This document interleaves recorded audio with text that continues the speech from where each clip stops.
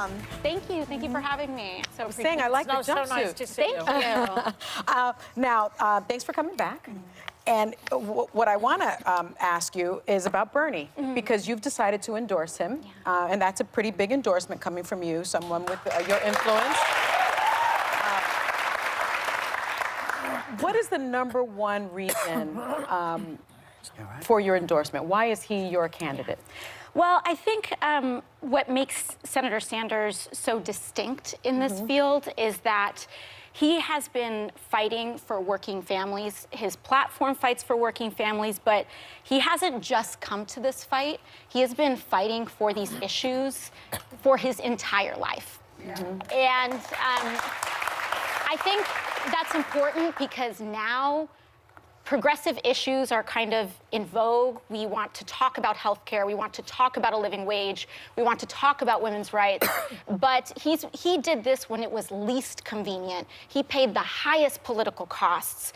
He was fighting for these things since before I was even born. And I think the trust of that fight, not only that, but the way he wants to go about it by expanding the electorate, by having a political revolution at the ballot box, is a very unique way of going about that. And I think it's something that certainly inspired me to run for office in the first place, and it's something that continues to inspire me today. See, the problem I've always had with him is that I don't consider him a Democrat, because it seems to me that he's a Democrat by convenience, because he's even registered as an independent in 2024. Yeah, How do you reconcile that? I think, so I come from a district that is very progressive, but even in our district, even in the state of New York, something like 30 to 40% of voters are registered independent. I think one of the largest plurality of voters in the United States of America consider themselves as like not wanting to be a part of this labeling.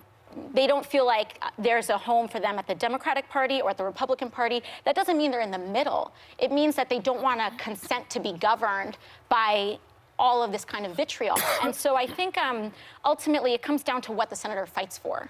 And there are some folks who call themselves independent that are very conservative. Some people that call themselves independent because they don't take money from political corporate PACs, or they don't believe in a system that's governed by corporate money.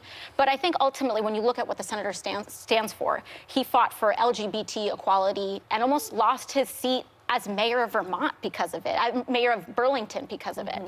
He's always fought for the issues that I think the Democratic Party is now starting to catch up to. And so ultimately, it comes down to what the policies are more than what you call yourself. Okay. Let me talk about you for a second, because you are a star yourself. It's almost like you're running. The media gives you... For re-election. Well, yeah, but I'm talking about president. And the media gives you a lot of attention, and yet you're very polarizing for some reason. Some people love you, and some people don't love you. I mean, we have that problem ourselves, but since you're... I mean, it goes with the territory, really, and we all accept it. But you trigger people. Why do you think you do that? And how does it manifest? Yeah, I think there's a couple of reasons. One, before people even knew who I was, like 5 minutes after I won my primary, it was the apocalypse on Fox News. Yeah. And why? I think it's because our political system is not designed for people like us. They're not designed for working people to succeed, for young people, for women, for people of color. It's not particularly welcoming. And historically, to have someone like that ascend, especially when I was running against someone who was the antithesis of those things. To ascend so rapidly. Right. Yeah. It's upending. But also, I think it's because our entire political system revolves, frankly, around rich men. And rich men are not the center of my universe. Working families are. And that is controversial. Well, you have that in common with Bernie Sanders. Absolutely. That's why you're on his team. Yes. Well, makes sense.